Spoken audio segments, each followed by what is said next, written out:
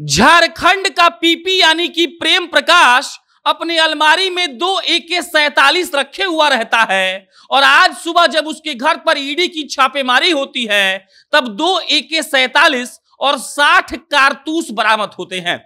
झारखंड के रांची में प्रेम प्रकाश ऐसी पार्टियां देता था जिसकी मिसालें दी जाती थी, लेकिन क्या आप जानते हैं कि वो सासाराम का रहने वाला है।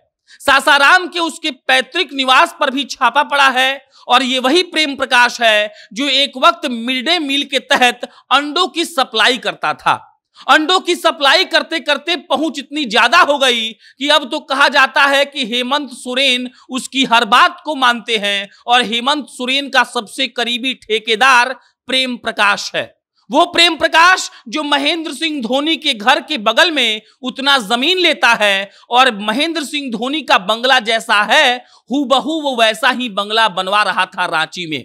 वो प्रेम प्रकाश जिसके उस बंगले पर 1 साल पहले छापा पड़ता है और काम रुक जाता है। आप समझिएगा इस बात को। एक ऐसा आदमी जो मिड डे मील के तहत अंडों का सप्लाई किया करता था, आज अपने पेंट हाउस में ऐसी पार्टियां देता है कि वहां के सारे हुक्मरान वहां पहुंचते हैं, लड़कियां मंगवाई जाती हैं और उसके बाद प्रेम प्रकाश चाहता है तो IAS और IPS का जो ट्रांसफर है वो सेकंड भर में कहीं से कहीं करवा देता है। मतलब ये कि झारखंड का सरकार एक तरीके से प्रेम प्रकाश यानी कि पीपी चला रहा था और अंडों की सप्लाई से उसकी दुनिया शुरू होती है और आज प्रेम प्रकाश अपने घर से ही अपना पूरा साम्राज्य ऑपरेट कर रहा था। प्रेम प्रकाश को लेकर एक कहानी है। लालू यादव का एक बार मोबाइल चोरी हो गया था और प्रेम प्रकाश पर इस बात का आरोप लग गया कि उसने मोबाइल चुराया है, तो लालू यादव के गार्डों ने प्रेम प्रकाश की बहुत धुनाई की थी।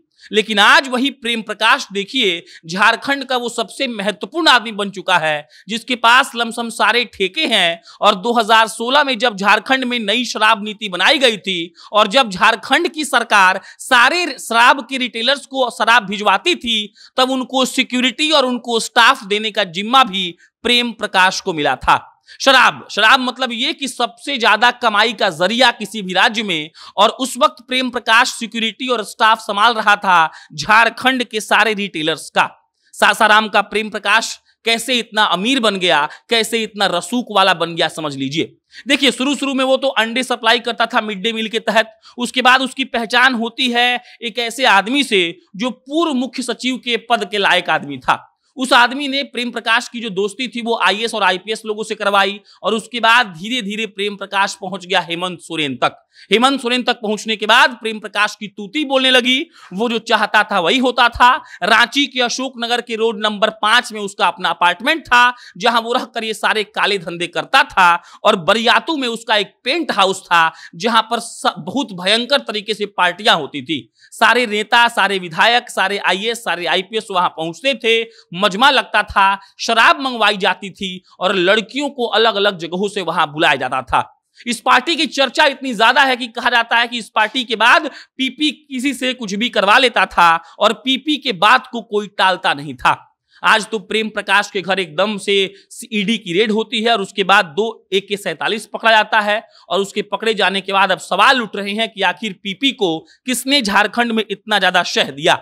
शह इसलिए भी हम कह रहे हैं क्योंकि प्रेम प्रकाश को झारखंड की सरकार ने 2 बॉडीगार्ड दिए हुए हैं। वो 2 बॉडीगार्ड हमेशा प्रेम प्रकाश के सुरक्षा में तैनात रहते हैं। मिड डे मील का अंडा सप्लाई करने वाला आदमी आज खरबों के संपत्ति का मालिक है।